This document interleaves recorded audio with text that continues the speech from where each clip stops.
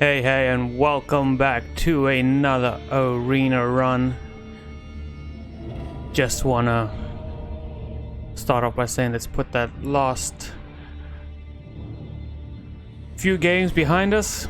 It was fun, but I obviously wasn't focused. I played horribly, and it ended off in a very bad way. Here, I'm ready, I'm steady, so let's go.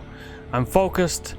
I think I also have the time to not have to record over like almost a week, but I'm gonna be able to get this whole probably done in one run. So I think I'm ready. I'm focused on this deck. I'm really into it, and hopefully those misplays we saw, some of those stupid misplays we saw, I can rectify and redeem myself through this next arena run. So what are we gonna do here?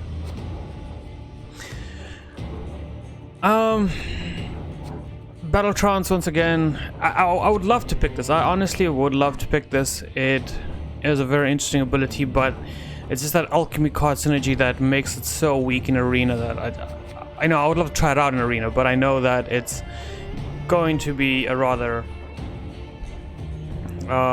dead cause. Put it that way, because it'll be like a dead card except as leader ability.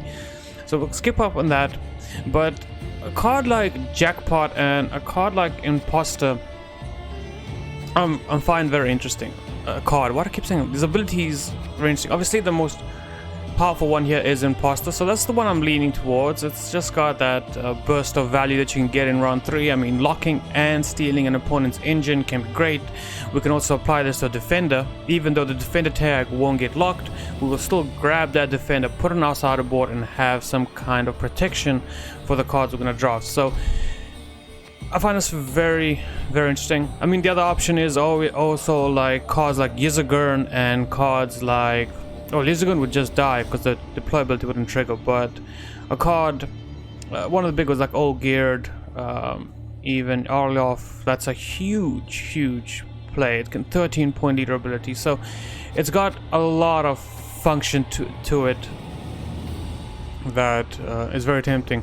Another very tempting thing about Impostor is obviously if your opponent has Damien de la Tour, he plays it, you steal it, you reload the ability, you steal something else. It's got magic. There's some magic here to be had with this leader ability.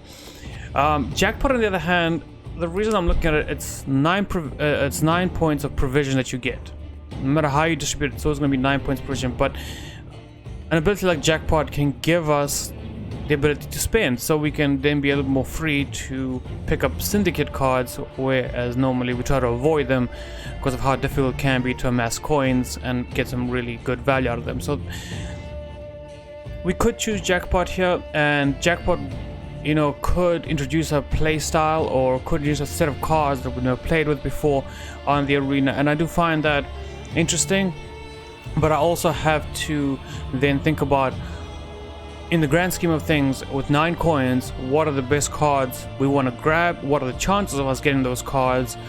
And what are some of the lower tier cards we could also grab, where we can get this 9 points of value, and how much worth can those lower end cards bring versus just picking maybe something that is considerably more powerful, whereas we're actually just picking something so we have a spender. So I mean, Jackpot is very interesting. It's something I do definitely want to try, but after that last arena run, I think it's just safe to go down the Impostor route. Let's just grab that for now and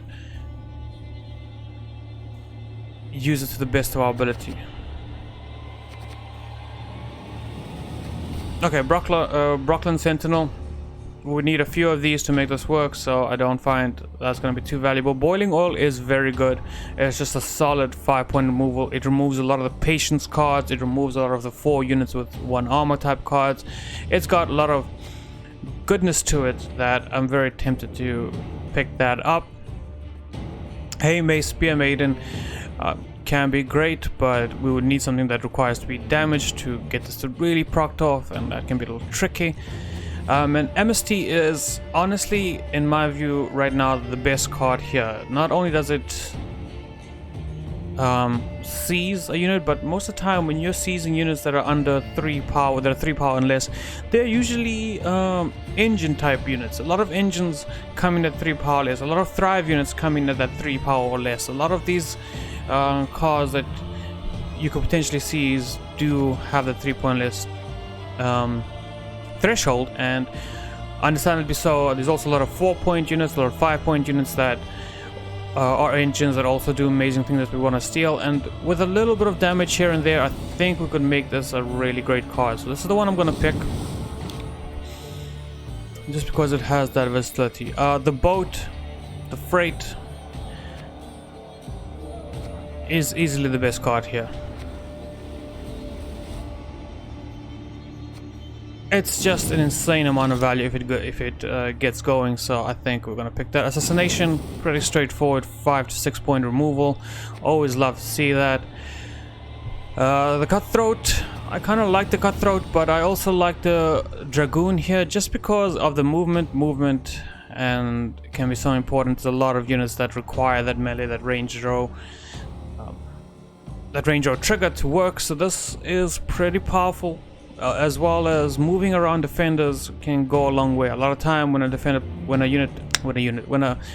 opponent plays a defender down very early in a set row, you know that there are going to be 1 or 2 cards in that row that are locked, and your opponent's trying to protect them, and this can just move this to the back row. Yes, you then don't get the option to attack the back row or the front row, depending on where the movement is, but you also do get those other row lock cards available to you for removal. So having said that, I do think that the Right Dragoon is probably the best card here because of that ability, but at the same time, this is the most points. I mean, it can get up to 7 points in value. So what do we want?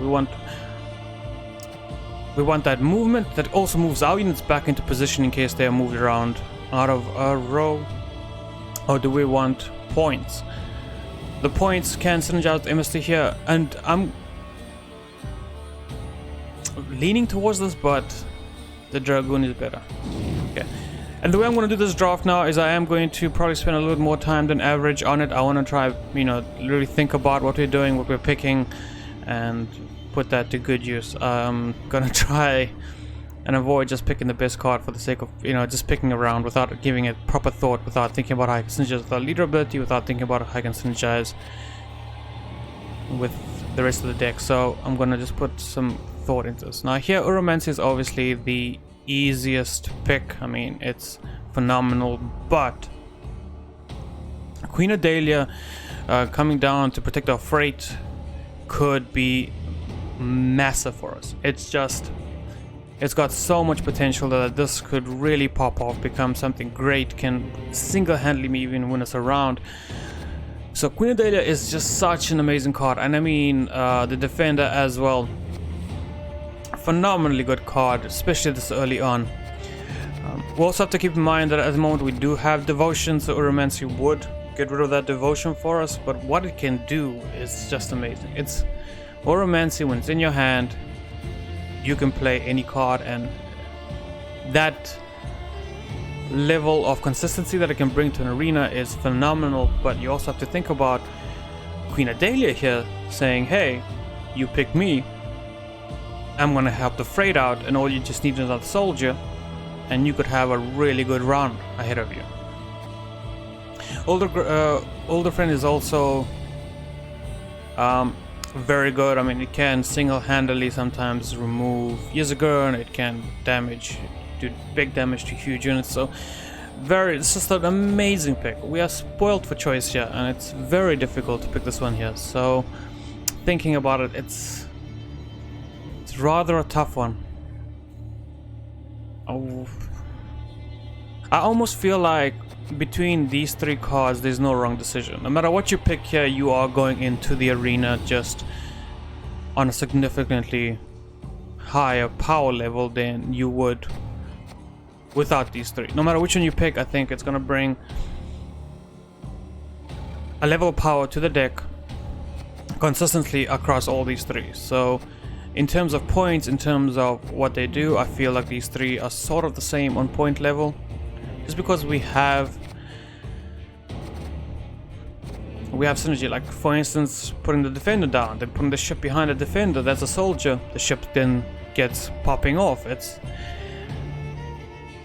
There's just a lot of synergy here, I think, between these 3 cards, and it's a very, very difficult decision. Ultimately, I do believe that Uromancy has to be the pick, just because of it being able to draw any answer for us. So if we do get into a tight bind, if we get into a sticky situation where we need this card desperately, Uromancy can be there for us. Say, here, I got you. Let's get that card out there. Let's gain control of the fight. Okay, so we'll do this. We obviously lose Devotion, and that's fine. What we still do, we still have some Shoop availability here, so you know, it's something to look forward to. Yeah, so this is a 5, that's a 5, and I just want to check you quickly. You summon spawn a base copy of this unit. Okay, you're always going to be 4.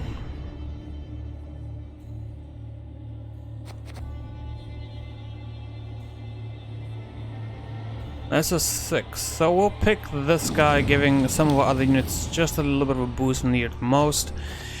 Experimental Remedy is always a good card, I feel, in arenas. When you get down to 7, 8, 9 games, when you're fighting for those games, this can really fall off, because you could be fighting a really strong gold deck, and then this could be a dead card. But in the early game, in the early rounds, your opponents are always picking the best bronzes they have at their disposal, so you know what's going into their graveyard is, you know, the best thing they had during their draft. It's never really going to be too disappointing. Having said that, Boiling Oil, very strong. That 5-point threshold of damage is phenomenal. I mean, Assassination is the only card that I feel for its provision and for what it does is better. So Boiling Oil, very tempting right now. I'm looking at it and it is genuinely just speaking to me, saying if you pick me now, I could help you out later. Uromancy also just gives us the option to pick that out of our deck at any point.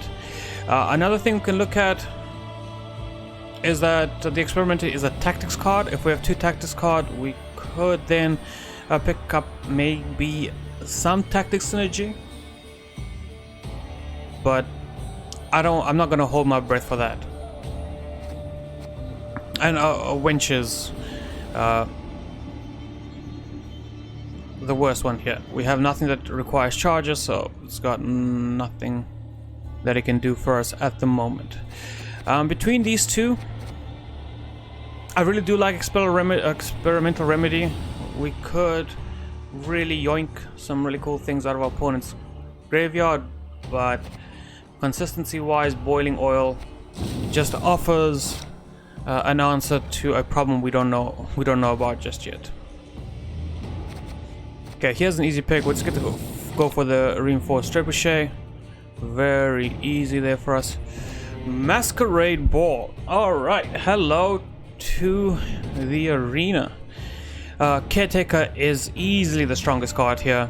7-point Purifier with a 2-timer cooldown. It can just save your run. It can save you from locks, can save you from poisons. It just take away bleeds. It's so good. But we have Masquerade Ball and we have Uma's Curse. Uma's Curse, one of my favorite cards. Not the best card in Arena, but honestly one of my favorite cards. That the nature of randomness is always fun. It's always fun. Like, Gwent is about consistency. It's about being the best you can be with the deck and the hand you have, with your card want. It's, you know, about always executing your plan to the best of its ability and being precise with that plan. So random cards, you know, aren't really encouraged in Gwent. But they're also so fun. That's the problem. Like, how do you balance that out? How do you balance the fun factor of random cards versus what Gwent is sometimes at the core of its mechanic is just being this being of consistency, this saying that what you have in your deck, the abilities, the removals, the bleeds, the pings, everything, you can almost count up and say that this deck has a total potential value of this much points because it's you can add all of that up all the time, and then you introduce cards like Uma's Curse, which disrupts that point count and says, well, it can be a variety of things, but at the same time it adds that nice level of randomness that can be a lot of fun. And it's a strange thing. I'm just thinking about out loud. I would love to hear other people's thoughts on this. Actually, I would honestly love to hear what other people think about that, because it's, you know, especially in constructed, cards like this don't have place. But in Arena, I think that you can be a bit more liberal with randomness and cards like this, because Arena isn't that, you know, you're building a deck as you're going along, so you don't know what you're going to have at the end, and this can add some fun to it. Anyway, I'm babbling. Let's actually think about the pick here. I would love to pick up Masquerade's Ball. Getting 2 Fangs of the Vampires is amazing. That's one solid piece of removal. The Thirsty Dame will find synergy. We have our leader ability to right now to guarantee that. So very, very interesting, but the problem is getting those aristocrats. They're very hard to find sometimes. We're gonna go for the Caretaker, as it is the best option here. Here it's Well-Entreated Mirth is a very interesting pick, but can backfire and really hurt you. Shaping Nature Echo card, really good. It gives the Veil or 8 points, or alternative 10 points if you run Risk It.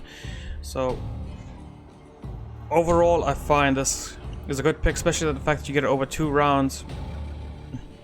It also introduces this mechanic where we can Oromancy into Shaping Nature, guaranteeing that we get them both in the next round. And that level of consistency of saying we can almost always get these 2 is great. It's really great. You dream of those scenarios. Having said that, Odo is here, and Odo is a good card. He demands answers. He demands to be taken seriously. So it's just that balance now we have to find. What do we feel? By the way, this is one of my favorite animations. This is just CD Projekt Red, Gwent team. I mean, this is one of the most beautiful cards they've ever made. You can almost never get bored of watching this. Great sound design, great card art, just phenomenal card, and I wish it saw more play. That is something I'd love to see on every board. It's a beautiful card. Just no other way of describing it. Anyway, back to the matter at hand. Let's...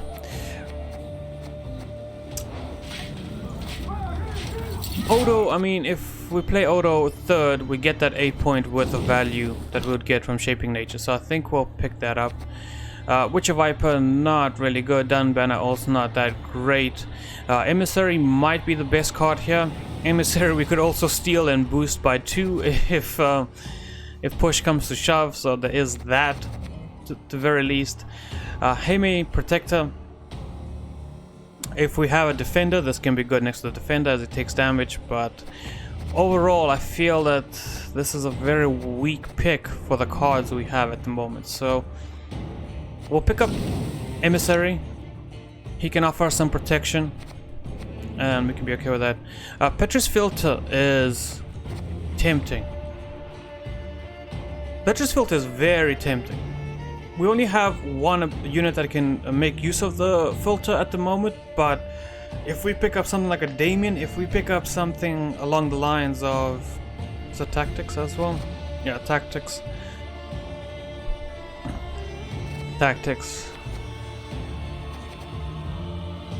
There's a few good cards we can pick up using with additional Petrus Filter to the deck.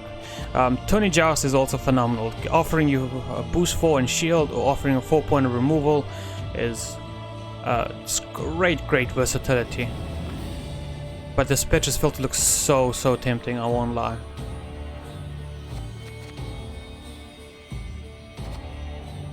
It's a very tough choice. It's just that Petrus Filter is a gamble here. It's gambling that we'll pick up some more order units down the line, and those order units can change the course of a game for us. And do I feel like it is worth risking picking up a Petrus Filter right now Worst case scenario, we get a 7-point ship, a 9-point ship, with a combination of Petrus Filter, which is not that great.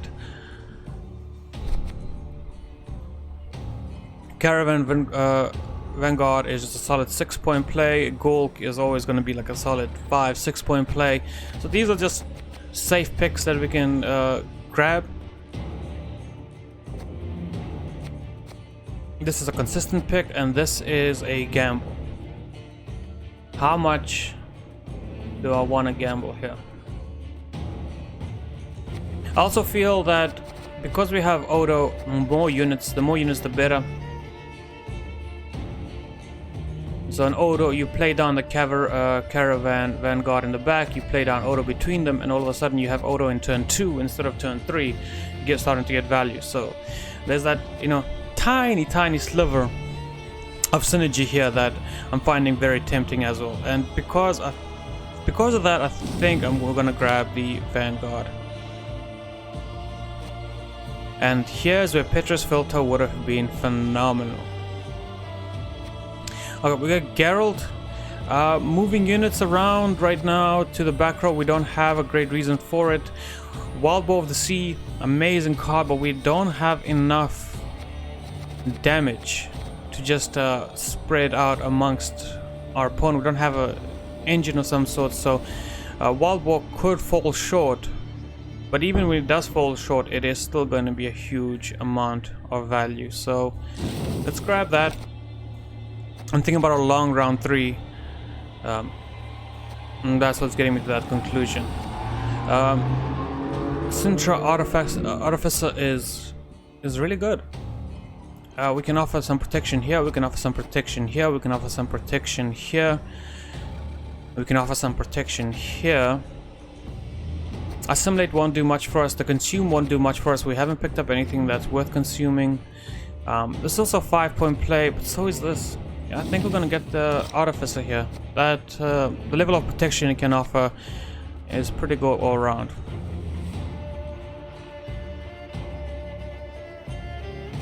We don't have any way to spawn. The Lyrian Scytheman is not gonna get that much value unless we go off on our oboe and he just goes crazy in a round. And the Forbidden Magic is very weak.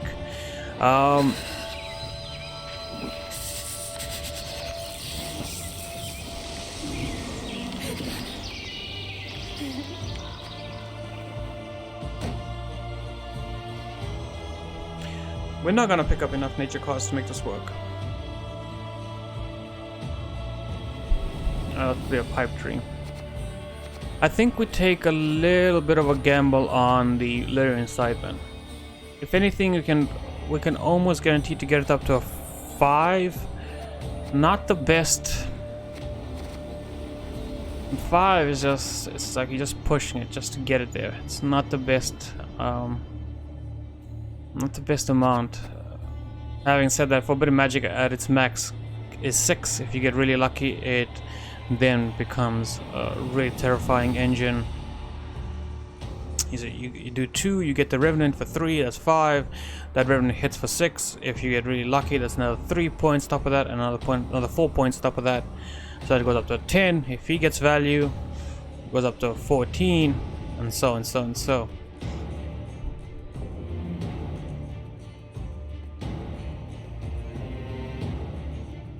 It's a very bronze heavy deck. This is concerning at the moment, very concerning. We already have 10 bronzes, 4 golds, and one of those golds is not even a gold. At the moment, one of these golds is just another bronze, or 2 more bronzes throughout our game.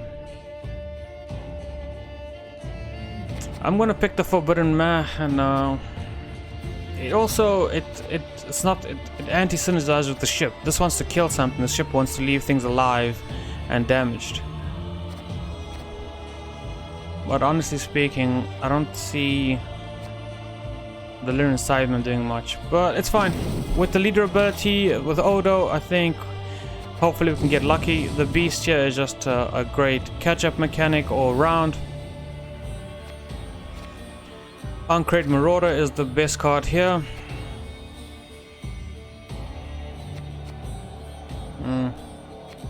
The Fallen Knight, we're not going to be spawning too much. We only have one spawn at the moment, so that is what it is. Some versatility with the officer, thrive here.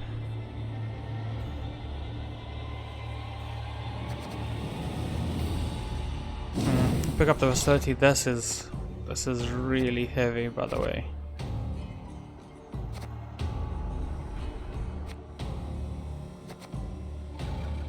Unbelievable.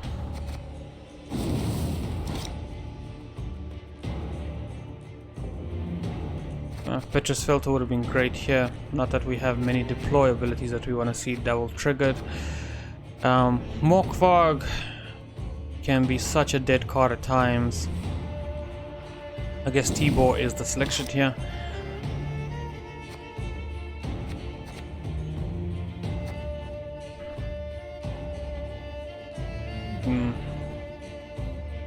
Also, just a really horrendous line of golds. None of these are worth much.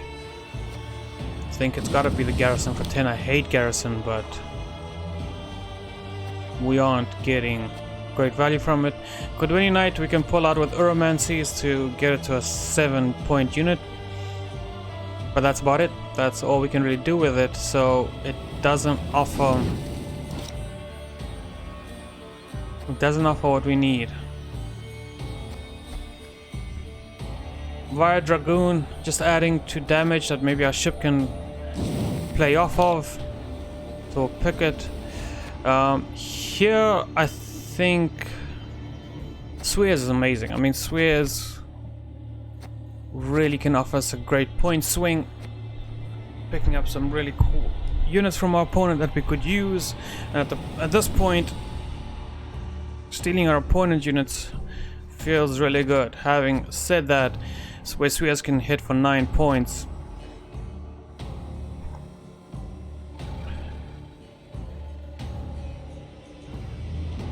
With Swearskin, so can Okvist with 4 units on board, and so Okvist has synergy with the Wild War of the Sea, so that is something to consider.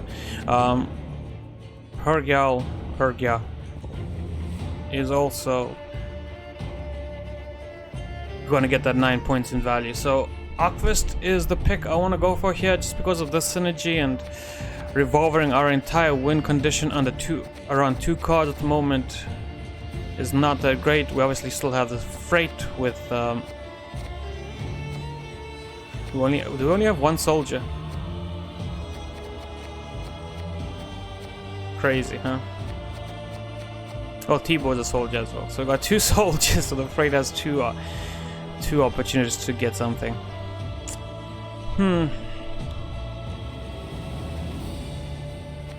I guess we'll have to. Just that synergy there is so much, it can be game winning. And okay, Bloodthirst 3, it's not unrealistic. We have the tools, but the lock is phenomenal to the point where I just would be upset not to pick it up. Sabrina also has synergy with Okvist, but not much else, so it would be one of those where you play Sabrina, you play Okvist, then you play Wild War of the Sea, and you have to get those 3 turns working just right for you to get incredible amounts of value, but at the same time, play a random gold unit. This will be very consistent. I mean, our golds are so low during this game that Prince Willem offers a level of consistency that you shouldn't really see. Yeah, so 10 and 16, 11 because of the, I believe 11 is because of the TA. Oh dear. I don't know. It's a lot of bronzes to win the game with, and out of all of these bronzes that we need to rely on win the game, we have a few, like the ship, like the trebuchet, that get us those points over time to the point where they are gold level generators, but we also have a lot in this deck to be desired. Patience is not a virtue I am known to have. Well, we're gonna need a lot of patience. A lot of patience, Amir.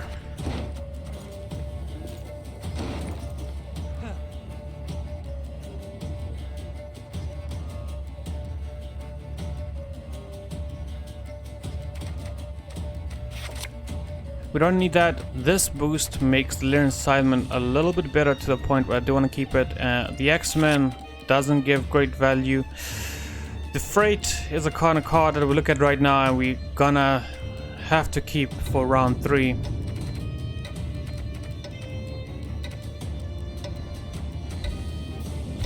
It has to go actually. It can't.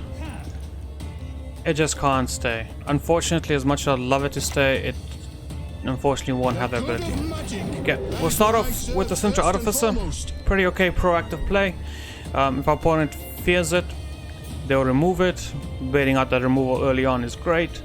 We won't be losing much, considering that he's not transferring any points over. So, seeing that go down quickly here won't be too much of a problem. A receipt? I can draw a pecker on your forehead if you like. Okay, so now we can do something interesting. We could hit that by 2 to steal it next turn, or we could lead with a reinforced trebuchet. I think the play here is obviously going to be to just hit this down by 2. It boosts up to a 3 and we just grab it on the following turn with our MST. Also opens up a line of play for the Flame Keeper, since he will have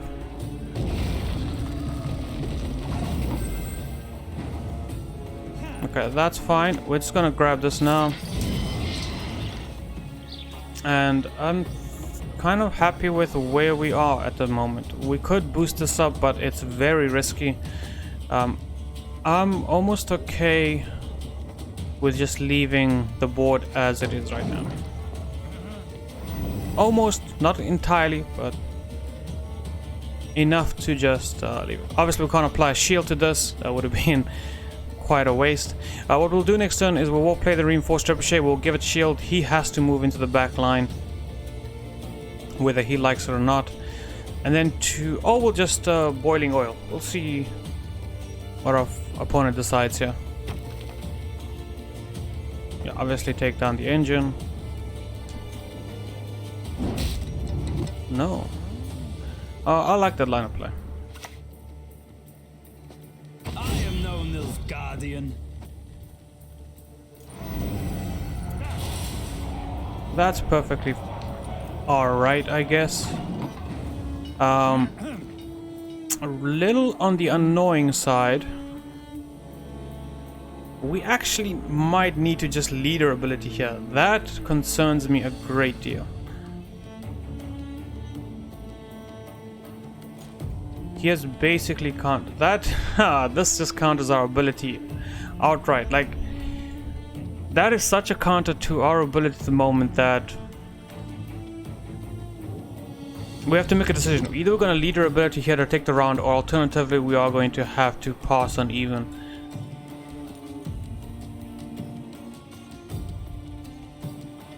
Yeah, this removes a lot of value from us. And because of how fickle our cards are,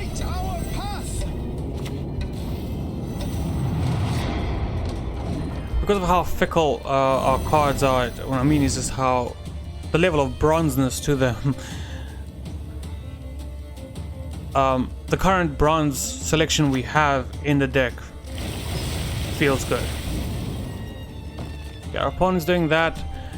That's rather fine. I think that opens up the reinforced trebuchet play for us here, though I'm not feeling 100% confident about that. It doesn't... It just has so much value to gain going forward that I don't like that line of play. There's just a lot of value to squeeze out of this reinforced trebuchet, where on the other hand something like an emissary doesn't do much for us. So we can throw an emissary here. Please wait, Your Excellency. Falling behind. We can give that protection. He will play a card and I think we'll have to pass. I don't like where we are in terms of the deck. Yeah, this is a very strong Starbar opponent, and we didn't get our luck. We didn't get anything to prevent that Cohere from being stopped in his tracks, so we won't be hubris about our actions. And just calm down. Hopefully.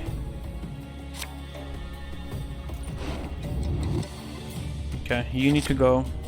You're really good for Odo. Boiling oil, you need to stay. Sidemen, you need to go as well. Okay, 2 random goals. 1, 2, 3, 4. 5. We have a 2 and 5 to grab whatever we want. That's consistency. Not that we want to be happy about it. You don't want that level of consistency in Arena, but it is what it is. So Stay true to our way, we must always. we'll take it. Away from our wares! Away! Okay, we'll just mimic his play. It's fine. We can do reinforced trebuchet next, but what I want to do here is if he's gonna push any amount of points past this, we'll bring down Odo.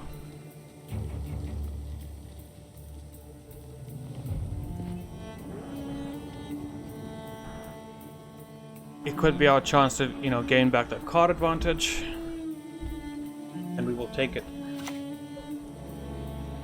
Continent folk will never understand. Okay, that's a pretty interesting play. So now we can do Odo, or we can do...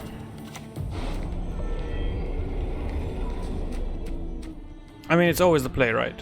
We could also go Margarita to lock that up, but Alternative Assassination just destroys that outright. We don't have to worry about it. How else do we deal with this? We don't really. We just let it pop off, right?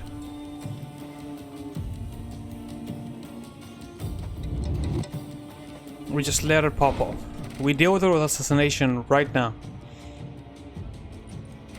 Okay, we assassinate that. We're back on even points. Then we play this. We have Boiling Oil. We have...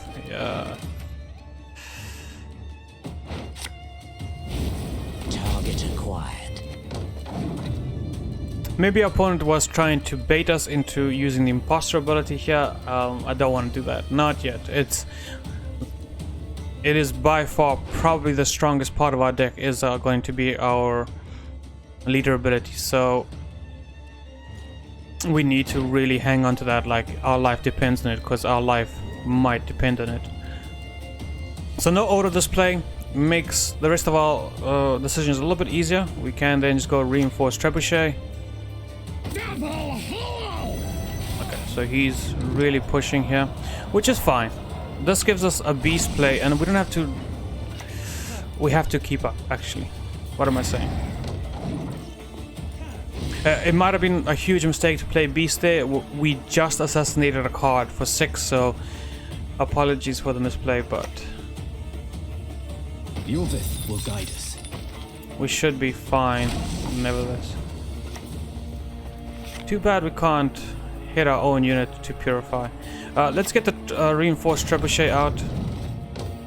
It counters this point gain quite nicely, so I'm very okay with putting this down. Next up we'll do Prince Willem, unless... Okay, so that sucks. A king faces difficult choices. There's We must trust each other. the oboe, like we wanted, so we're gonna have to commit Aquas next. Also counters this 1 point charge, but our opponent wants us to use leader ability at all costs, and if it does come down to that... Truth, if not an illusion. Okay, we'll take dominance away from him. That's a little too much to worry about, so... A simple play here, where we just remove another engine. Obviously, if he has Tor removal, he has Tor removal, but... he's got a poison. He's got a poison. That is so... That is gonna hurt me, so don't do it. Don't do it. Don't do it. Oh my word, we did it. Oh, that was incredibly close, but we got to keep our leader charge, and we got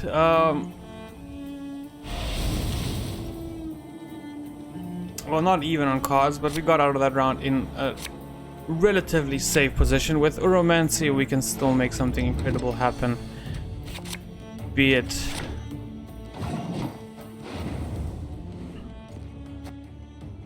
I think is gonna be Wild Bow of the Sea. Well, here we only have one option, right? If we don't play that, what do we play? The Freight? Do I feel like the Freight? Okay, if we play the Freight now, it's 2 points, 2 points, 2 points. So the Freight comes down, will get us an additional 6 points in value throughout the game. So this will be a 10. This might not be a 10. What does he have in his graveyard that could maybe help us out here?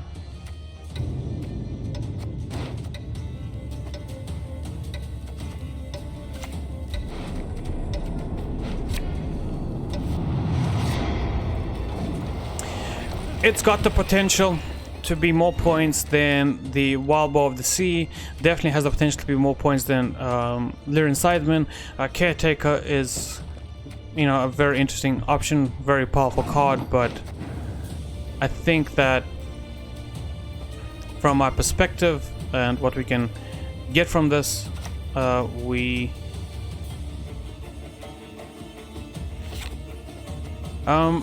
worried about the I'm worried about the 5 points Give no quarter! incinerating trap. Yeah, that's fine. I don't want Margarita to be the one who gets hit here. So ultimately, Tibor was a small 5-point play, but at the same time,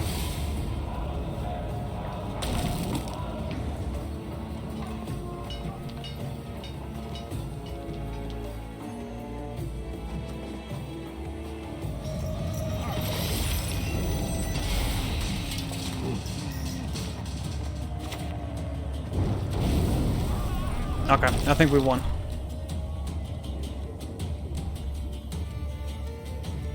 We put a lock to his engine. We have 2 engines on board now thanks to our leader ability. That's fine. So tired. He doesn't have dominance anymore, so we don't really care about that. On top of that, I mean, we do have a second lock ready here.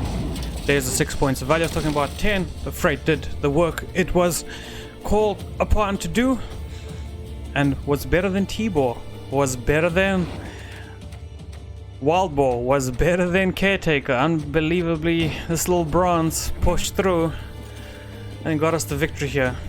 There's no 17-point card, so I don't have a care in the world here.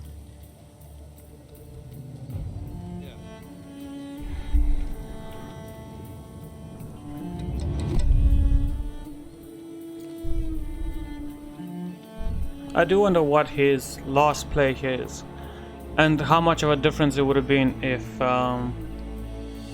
he didn't push. If he didn't push, he might have had a pretty distant turn. Don't know, but we won game 1, very tight. Just looking at these numbers in total, they don't paint the best picture. It's basically like we're just getting there, but it's there. What is it? 46 and then 6, 52, 82 points. 82 points. We've had better in 1 round than what we have here in 3, but it's fine. It's just getting the feel for the deck, trying to pilot it the best we can, and we're definitely going to keep trying. Let's jump on to game number 2.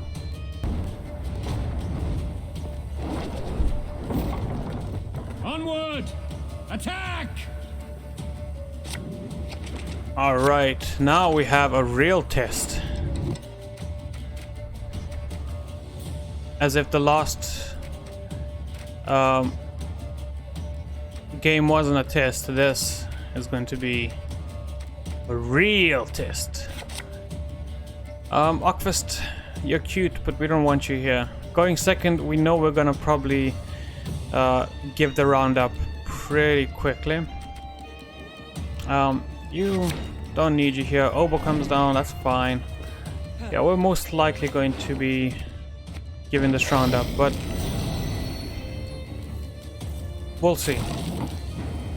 That's a very strong start by our opponent. We could start off with a lock, but I feel pretty okay with just starting off with the beast here. Let it catch up to his wild hunt unit. If it does get an answer, it does get an answer, that's fine. Once again, I'm not planning to win this round. I'm planning to just manage my hand as best as possible so that round 3. Clever maneuver. Okay. I guess that's one way of doing something.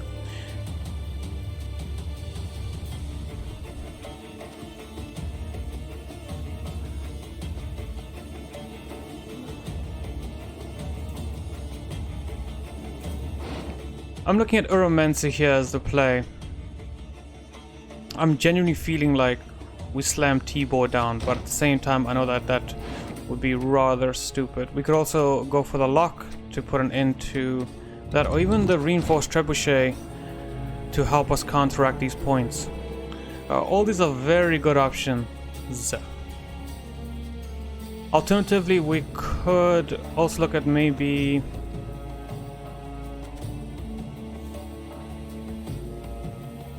a right officer isn't that great. It's tough, it's tough. Let's go slow. Let's go slow here. It's fine. That's a very nice hit. That's actually phenomenally great. That puts that over this dominancy and puts us in the lead. Very happy with how that went. I think now with that course of action, the reinforced trebuchet has a case to be made come down.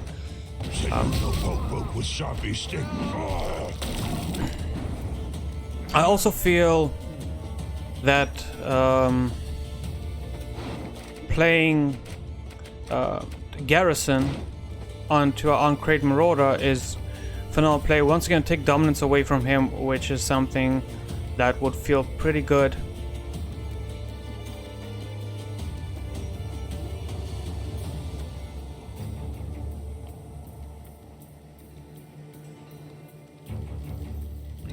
It's just every decision feels so difficult because of how tight our deck is in points, how little points we have to work with. Every play feels vital at the moment. I'm gonna take the risk here.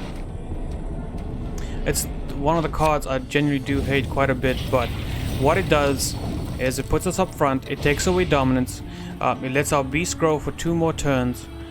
It does really just a whole bunch of great things here that somehow is putting us up ahead. I don't feel like we should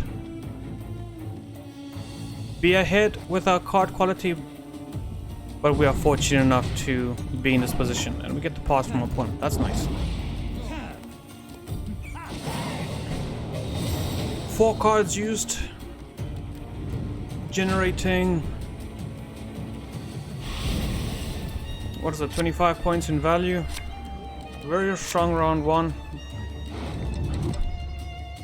But now we really need to find our round 3.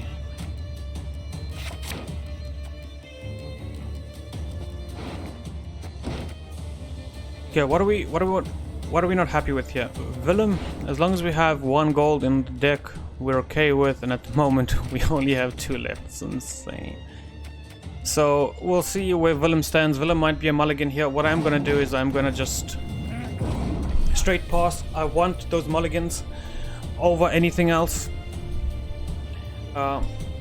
We need to shape this deck into a round 3 deck. How are we gonna shape it? We want Wild Bow of the Sea. It's gonna be a long round, so that's gonna go a long way. We don't mind the Sintra Artificer. T-Bow is a core part of the deck because it will help our ship grow. Amnesty is also pretty decent. Let's see. Okay, so we're at 10, we have 4 mulligans. Where do we start? We start off with the Keeper of the Flame. Leer inside and you can go. Warp of the Sea comes into the hand. So all of a sudden, we only have T-Ball with Prince Willem. I want to keep the Purify, I want to keep the Lock. I actually want to keep this entire hand, to be honest.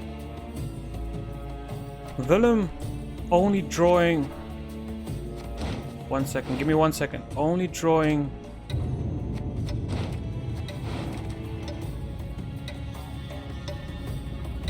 I think I can't not keep this hand. With 2 draws remaining, I would have loved to do some more digging, but because of Uromancy, we have at least 1 free card in the deck. And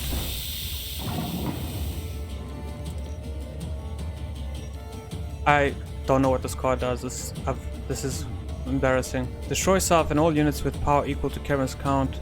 Charge on every time on turn start, and whenever you play a tactics, gain 1 charge.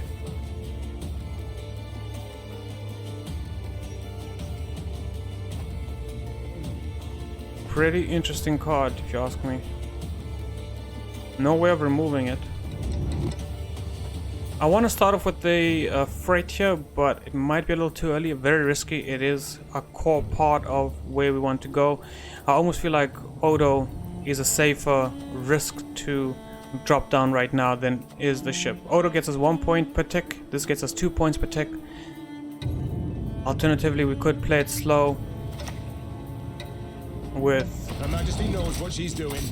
We could play it maybe a little slower with just taking the Caretaker out, but the Caretaker just has that utility to even remove these shield walls if we feel the need arises.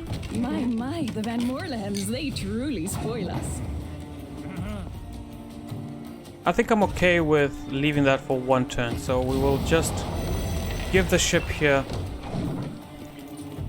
get the ship going, and now we have 2 powerful engines on board that are demanding on us. We have also the Caretaker to just help with any lock situation. It's a pretty good start. I feel confident. We also have Boiling Oil, and we have Assassination to deal with the Thirsty Dame in case our opponent does get out of control. Only issue is that obviously if he locks, we might have to prioritize losing 2 points to unlock before we do anything else. Okay, Amnesty here is coming. We're taking Amnesty here. No question about it.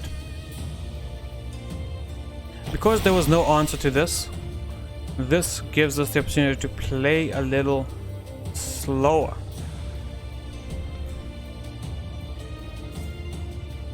We could bring T-Bow out now, but I don't know what we're risking on doing that. We could bring an order unit out and give him a little bit of advantage. And because that risk factor is quite unknown, I don't feel comfortable about it. I mean, yeah, we're definitely grabbing MST up next turn. We could also lock that. I mean, that's another option, but let's just assassinate here.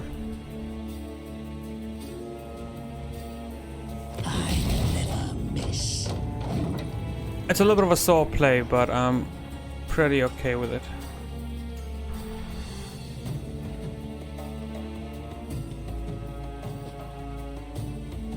This is very funny. It's gonna just require us to play around it, because once it gets to 5, we have to make a decision of what we're gonna do in terms of the point structure on our board. And what I mean by that is, okay, We defend our homes, no matter what. I think MST is the play here. It's just too good to pass up. I just can't pass this opportunity to get 3 points. It really puts us in a very strong position. So having said that, I think that is the ideal play. This is going to take to 5. Taking out the ship will also take out his Germain. So, you know, there's a little bit of a loss point factor there. Can we do something about that? Can we mitigate that in any way? Not that I can see. So you'll get your 2 points. I think Margarita is pretty safe to come down and put... no, Margarita can lock something out of our range, so... we'll just remove that because he is primed to get value off of that, and... also, you synergized so well, huh? You really did synergize so well. But that's on me. I should have counted. Wilhelm, you're daft. Stop it. Okay, so he's going for the oboe play here. If he doesn't activate the charge now, we'll be very happy. Once again, oboe is only generating 1 point in value every turn, and even in the past 3 turns or 2 turns, he hasn't generated any value because we've been playing spells, which definitely makes us feel very happy if we can get him to use it like that. We can Margarita that, but regardless whether we do or not, we're always going to be hitting those skulls with Akvist. Having said that, I think it's an okay Margarita now.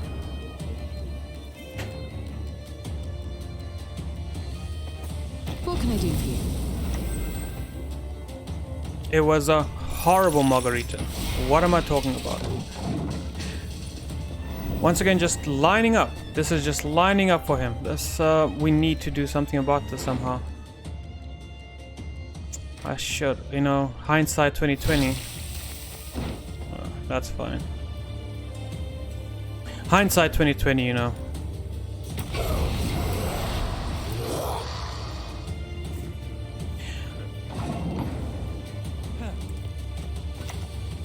It's honestly not the worst. I don't want to give him another target to play that, so... okay, we need to do this. We need to Prince Vellum, whether we like it or not. The importance of Prince Vellum here is the fact that Tibor... Show me the coin or sod off. Tibor gets that value on the marina for us. Other than that... I think we're okay here. My other thought of play, I just didn't put this to speech, was we could leader ability the ethereal. I believe it would have spawned here, then activated the... It's not too late to walk away. I mean, you know, here, this card here, I'm not worried about what he has the potential to steal from us. What I do have to say about this card right here is our deck is so crap, it's only bronzes, that he's got better cards.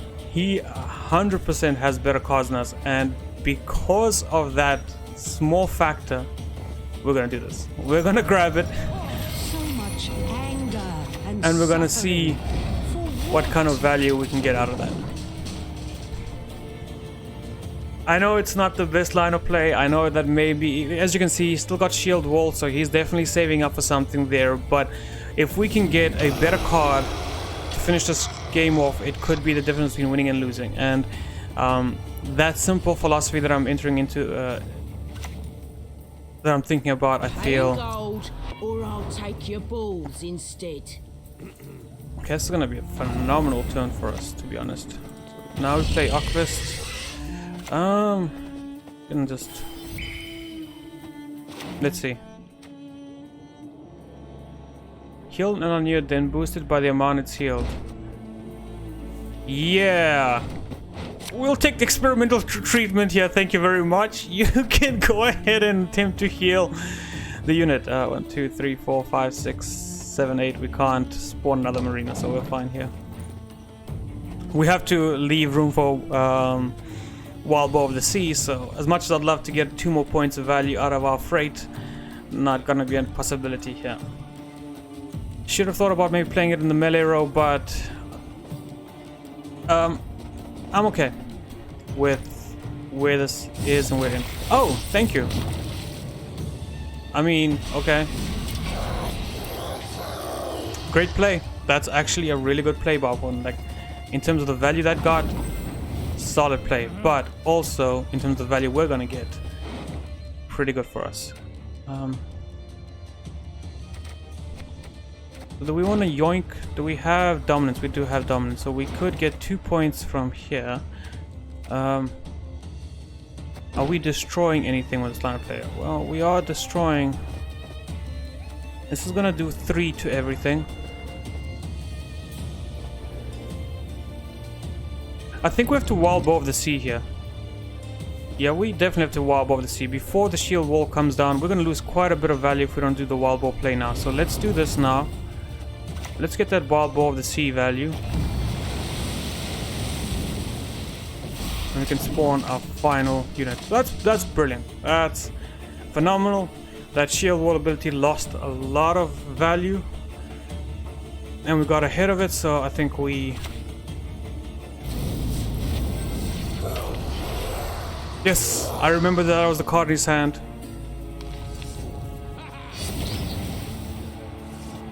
Definitely remember that was the card in his hand.